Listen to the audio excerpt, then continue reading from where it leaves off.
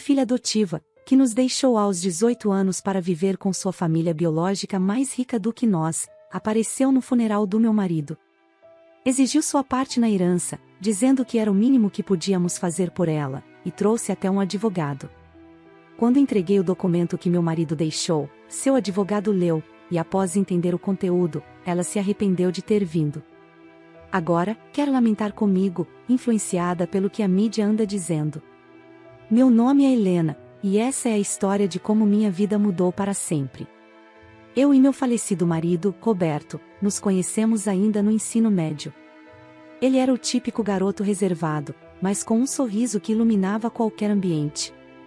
Já eu, sempre inquieta e cheia de ideias, não demorei muito para perceber que ele era o amor da minha vida. Começamos a namorar durante o último ano do colégio, e desde então, éramos inseparáveis. Aos 21 anos, nos casamos. Foi uma cerimônia simples, apenas para familiares e amigos próximos, mas cheia de emoção. Tínhamos muitos sonhos e planos para o futuro. Roberto era engenheiro civil, metódico e sempre muito focado, enquanto eu trabalhava como professora, apaixonada pela educação. Nossa vida seguia tranquila, e aos 25 anos, decidimos que era hora de aumentar nossa família. Porém, após meses de tentativas frustradas, descobrimos que tínhamos problemas de infertilidade e não poderíamos ter filhos. Foi um golpe duro. Lembro do momento em que recebemos a notícia, parecia que o chão se abria sob nós. Contudo, o amor que sentíamos um pelo outro nos manteve unidos. Tentamos tratamentos, consultamos especialistas, mas a resposta era sempre a mesma: as chances eram mínimas. Depois de quase 2 anos de tentativas sem sucesso, tomamos a decisão mais importante de nossas vidas: adotar. Queríamos dar a uma criança a oportunidade de ter um lar cheio de amor. Foi assim que conhecemos Clara. Ela tinha apenas 4 anos, com olhos grandes e curiosos, cheios de histórias que ainda não tinha vivido. Clara havia sido retirada de seus pais biológicos, que enfrentavam problemas com o vício. Não havia familiares que pudessem ou quisessem cuidar dela. Desde o primeiro dia em que a recebemos em nossa casa, sentimos que ela completava nossa família. Clara era uma menina cheia de energia, sempre correndo pela casa, rindo, trazendo luz para cada canto.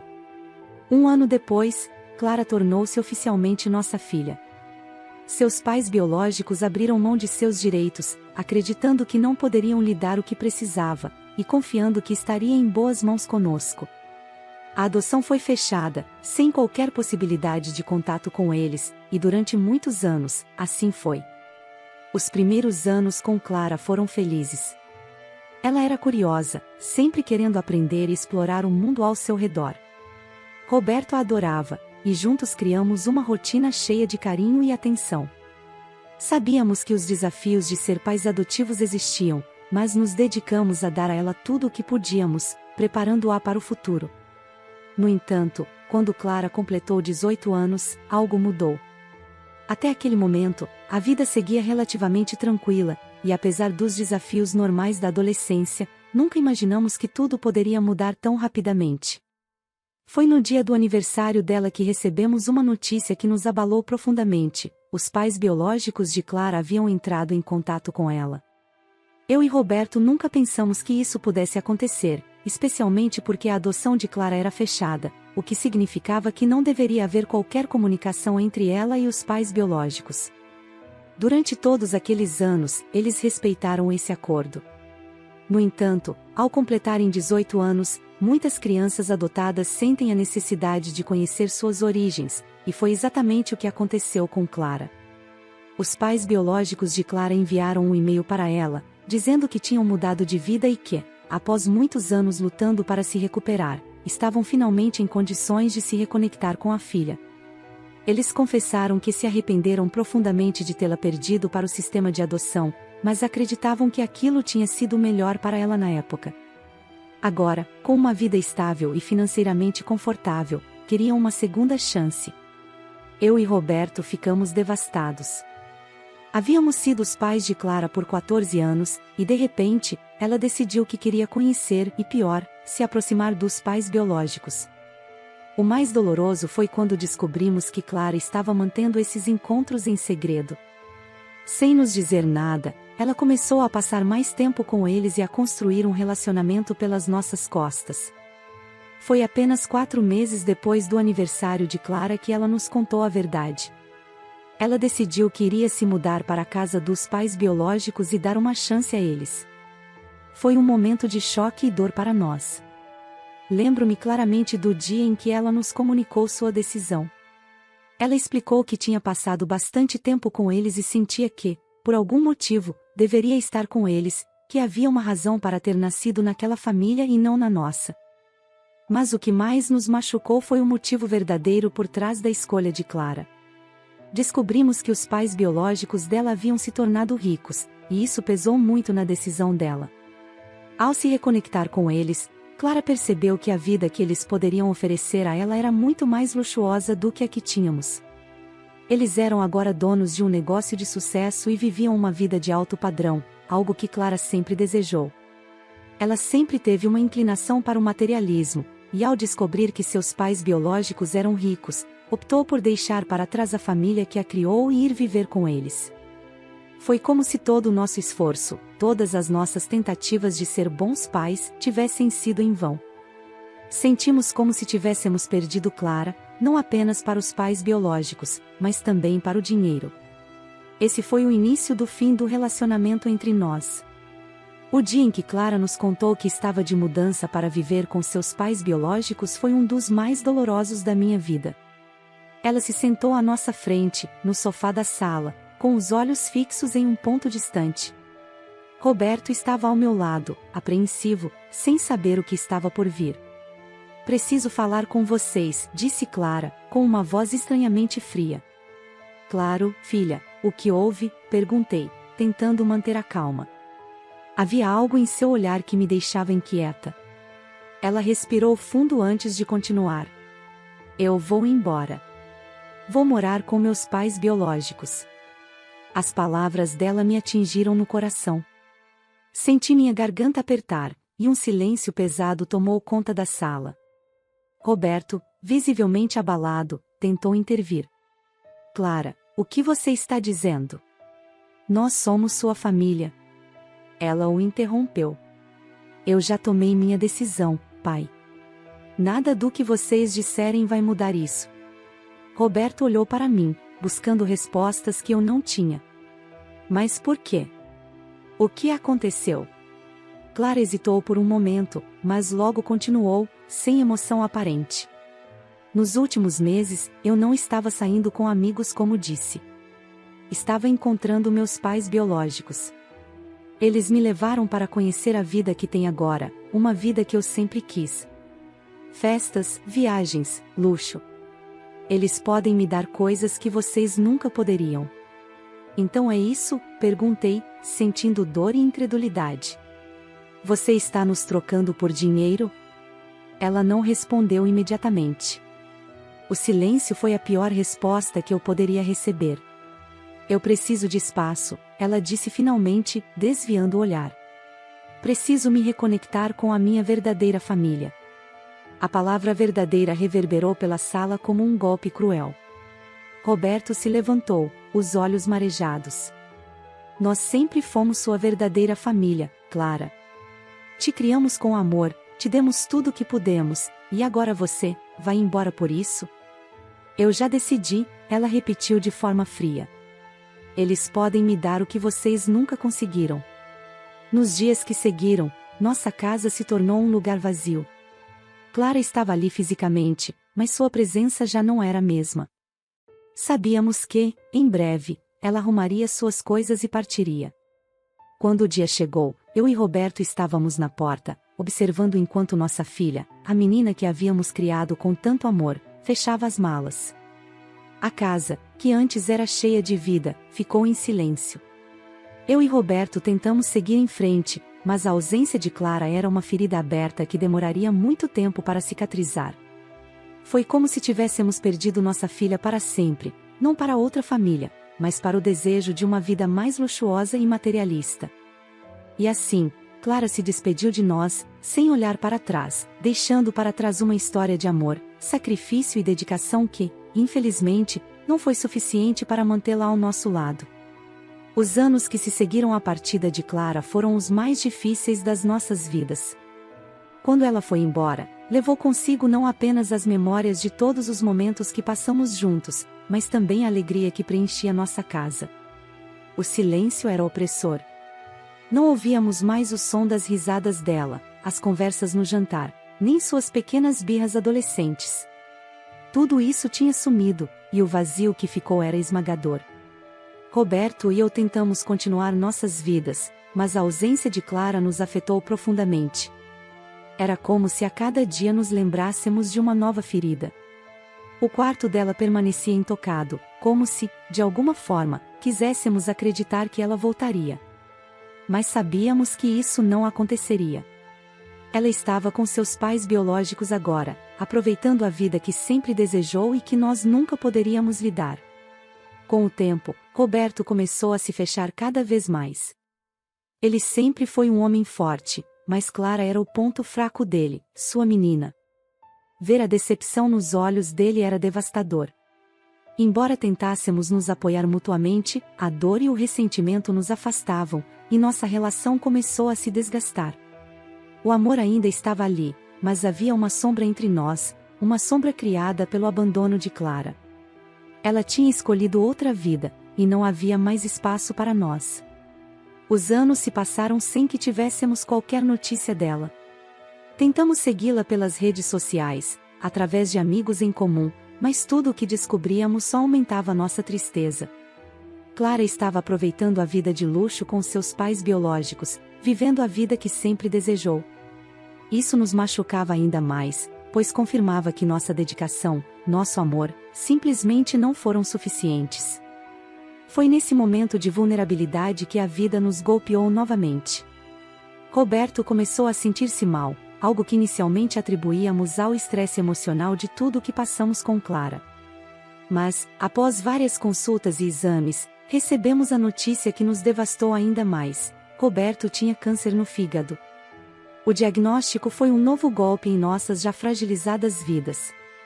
Tentamos lidar com a doença da melhor forma possível, mas a verdade era que estávamos exaustos, emocional e fisicamente.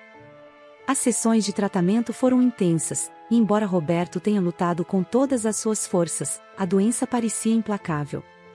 Durante todo esse tempo, Clara nunca nos procurou. Nem um telefonema, uma mensagem, nada. Eu sabia que alguns dos antigos amigos dela sabiam da nossa situação, então era impossível que ela não soubesse. Isso só aprofundava a nossa dor. Era como se tivéssemos sido completamente apagados da vida dela, como se os anos que passamos juntos não tivessem significado nada. Enquanto cuidava de Roberto, não pude deixar de pensar em como tudo teria sido diferente se Clara estivesse ao nosso lado. Ela poderia ter trazido algum conforto, uma pequena chama de esperança durante aqueles tempos sombrios. Mas ela escolheu não estar presente, e o silêncio dela ecoava tanto quanto o da nossa casa. Os tratamentos de Roberto começaram a perder efeito, e com o passar do tempo, sua saúde foi piorando. Saber que estávamos perdendo a batalha era devastador. Cada dia que passava, eu me perguntava como seria viver sem ele. Roberto era o amor da minha vida, meu companheiro de todas as horas, e agora, além de termos perdido nossa filha, eu estava prestes a perder o homem com quem construí toda a minha história.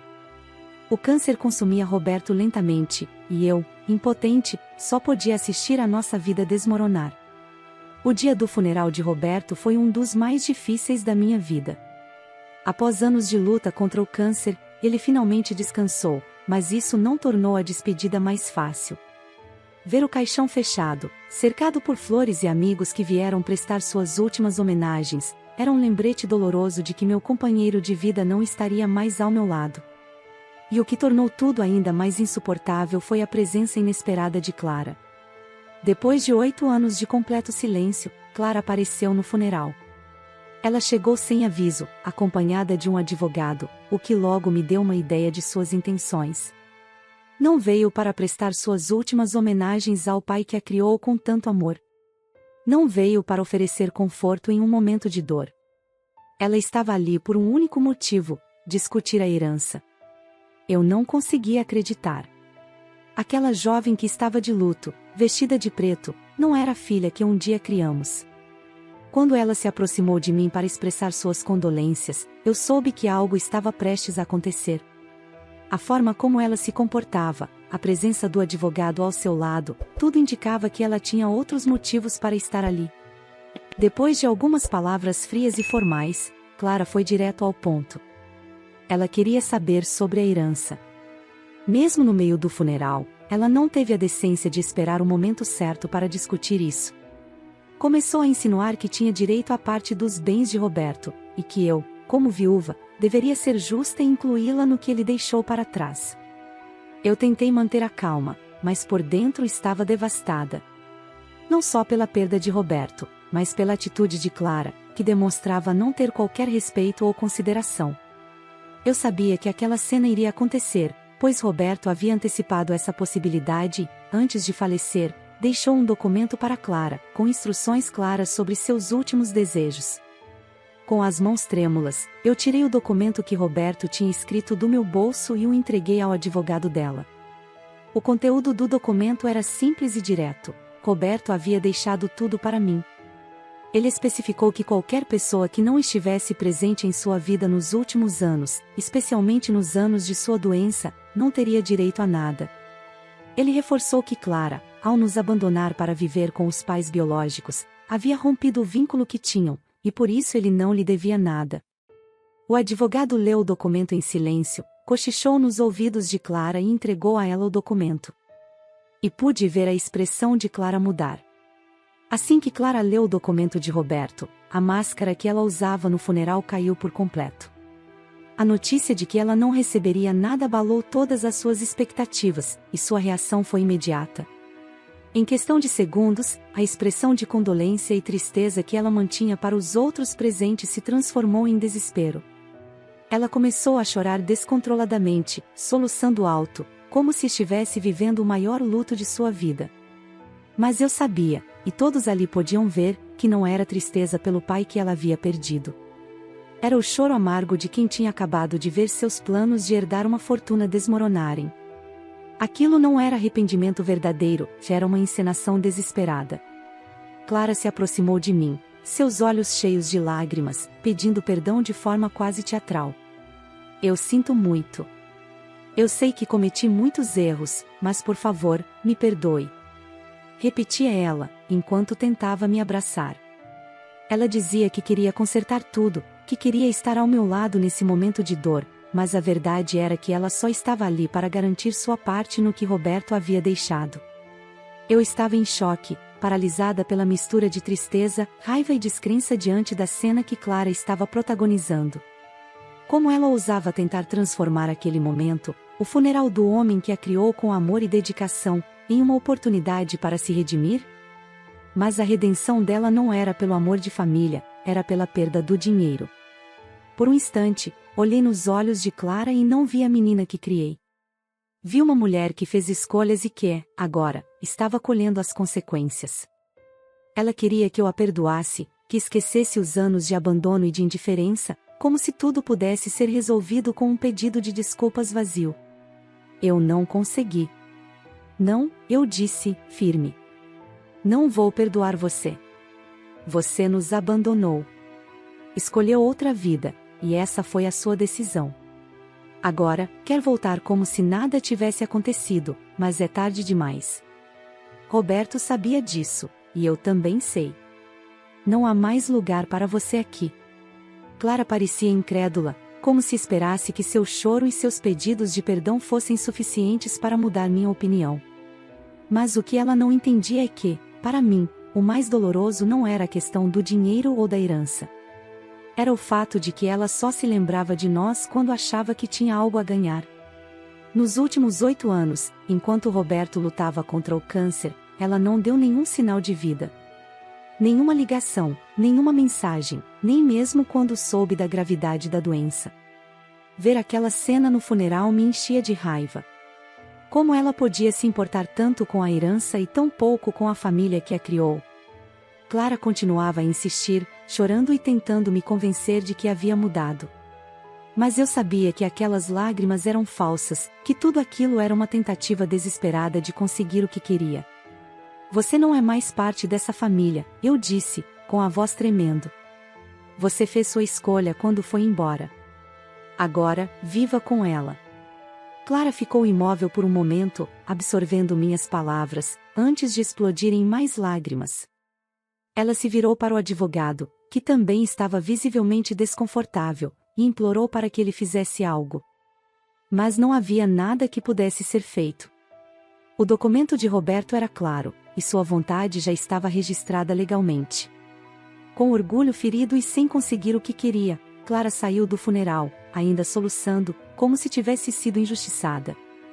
Mas, para mim, não havia dúvida. Aquelas eram lágrimas de crocodilo, derramada por alguém que não sabia o que era amor ou lealdade, mas que conhecia bem o valor do dinheiro. Quando ela se foi, senti um misto de alívio e tristeza. Alívio por saber que, finalmente, aquele capítulo estava encerrado. E tristeza por perceber que a menina que um dia chamei de filha havia se transformado em uma estranha, movida pela ganância e pelo egoísmo. Enquanto o funeral continuava, eu sabia que, apesar de toda a dor da perda de Roberto, a dor de perder Clara havia começado muito antes. E, naquele momento, percebi que ela já não fazia parte da minha vida há muito tempo. Após o funeral de Roberto, achei que finalmente teria algum alívio, mas a dor da perda foi intensificada pela forma como a mídia retratou a situação. Os jornais focaram apenas em Clara, que havia deixado a família adotiva para viver com seus pais biológicos ricos e influentes. As manchetes a pintavam como alguém que trocou o amor e o cuidado de quem a criou por uma vida de luxo e conforto. Essa narrativa cruel transformou nossa dor em um espetáculo público, tornando ainda mais difícil lidar com os acontecimentos. Clara, sempre manipuladora, tentou usar a cobertura da mídia a seu favor. Começou a me enviar mensagens, se fazendo de vítima, dizendo que estava sofrendo, alegando que os jornais haviam distorcido sua história e que ela não era a vilã que todos imaginavam. Insistia que queria consertar as coisas, mas suas palavras pareciam vazias, principalmente considerando suas ações. Em vez de reconhecer que a ganância e a busca pela herança haviam motivado suas escolhas, ela se colocava como vítima, culpando os outros e a forma como havia sido retratada. Cada nova mensagem só reforçava minha convicção de que seu arrependimento era superficial e que a Clara de antes já não existia mais. Depois de bloquear seus contatos, pensei que finalmente teria paz. No entanto, poucos dias depois, Clara apareceu inesperadamente na minha porta. Ao ouvir a campainha, olhei pela janela e a vi parada, como se nada tivesse mudado. Fiquei sem reação, incrédula de que, após tantas tentativas fracassadas de se reaproximar, ela tivesse vindo pessoalmente. Minha primeira reação foi não abrir a porta. Eu estava exausta, emocionalmente desgastada. Mas Clara continuou insistindo, batendo e chamando meu nome. Contra meus instintos, algo dentro de mim hesitou, e, relutante, abri a porta. Clara estava visivelmente abalada, os olhos inchados de tanto chorar.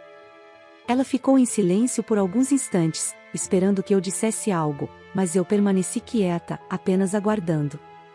Finalmente, ela quebrou o silêncio. Mãe, por favor, me escuta. Eu sei que errei, que fiz coisas horríveis. Eu só preciso de uma chance para me explicar, só quero que você me ouça, disse ela, com a voz trêmula. Tentei manter a calma, mas tudo o que eu queria era que ela fosse embora. Por que você está aqui, Clara? O que você quer de mim? Perguntei, tentando não deixar a frustração transparecer. Já disse tudo o que tinha para dizer. Clara respirou fundo e começou a falar. Contou que a vida com seus pais biológicos havia desmoronado, que nos últimos anos estava sozinha, tentando sobreviver. Pediu perdão, dizendo que queria reconstruir nossa relação. Mas, enquanto ela falava, eu sentia apenas cansaço. Cansaço de lidar com mais mentiras e desilusões. Foi nesse momento que decidi interrompê-la. Clara, já sei a verdade. Um amigo da família que trabalha na Receita Federal me contou tudo. Seus pais não têm mais um centavo. Eles declararam falência porque o governo bloqueou todos os bens deles por sonegação de impostos. O rosto de Clara ficou pálido, e ela tentou balbuciar uma resposta, mas eu continuei. Agora faz sentido porque você está tão desesperada pela herança. Não é arrependimento, não é remorso. É dinheiro, Clara. Sempre foi. Ela baixou a cabeça, visivelmente abalada, mas eu não estava disposta a voltar atrás. Você acha que, depois de tudo o que fez, basta aparecer aqui e pedir desculpas? Eu perdi o homem que amava, e você só pensa no que pode ganhar com a morte dele. Clara começou a chorar, tentando justificar suas ações. Ela respirou fundo e começou a explicar. Você tem razão, nós perdemos tudo. Meus pais, estamos sem dinheiro, sem nada.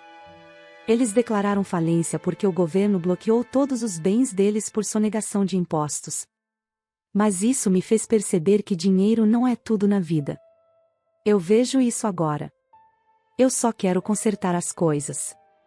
Olhei para Clara, sentindo uma mistura de tristeza e raiva. Você realmente espera que eu acredite nisso? Perguntei, minha voz firme. Se dinheiro não fosse tudo para você, então por que veio correndo atrás da herança? Você apareceu aqui porque perdeu tudo, não porque se arrependeu de verdade. Clara começou a chorar novamente, mas eu já estava decidida. Clara, quando eu olho para você agora, não vejo mais a minha filha. Vejo a pessoa que nos abandonou. Você não estava aqui quando mais precisávamos. Quando Roberto estava na cama, lutando pela vida, você escolheu não estar presente. Você nos trocou pelo que seus pais biológicos podiam te oferecer, e agora que não tem mais nada, quer voltar? Ela tentou falar, mas eu a interrompi. O tempo para a reconciliação já passou. Eu não tenho mais forças para lidar com isso. Você fez suas escolhas, e agora precisa lidar com as consequências. Clara abaixou a cabeça, suas lágrimas caindo silenciosamente. Por favor, me escuta. Eu quero fazer as coisas certas. Mas eu já havia tomado minha decisão. Não, Clara. É tarde demais. Vá embora e não me procure mais. Essa porta se fechou. Sem outra palavra, ela se virou lentamente e foi embora. Fechei a porta com um peso no peito, mas ao mesmo tempo com a certeza de que fiz o que precisava. Clara tinha dado suas costas para nós quando mais precisávamos, e agora, eu precisava seguir em frente, sem ela. Com o passar dos meses, aceitei que minha vida havia mudado para sempre. A dor pela perda de Roberto ainda estava presente, mas comecei a entender que a vida continuava, mesmo sem ele e sem Clara. O trabalho tornou-se minha âncora. Voltei ao projeto que compartilhava com Roberto, e aos poucos, recuperei meu ritmo e propósito. O apoio de amigos e familiares foi essencial, especialmente dos meus sobrinhos, que preencheram o vazio deixado por Clara. Eles me deram um senso de família que me confortou. Comecei também a cuidar de mim novamente. Caminhadas, leitura, e cozinhar nossas receitas favoritas. Pequenos gestos me ajudaram a reencontrar o controle da minha vida.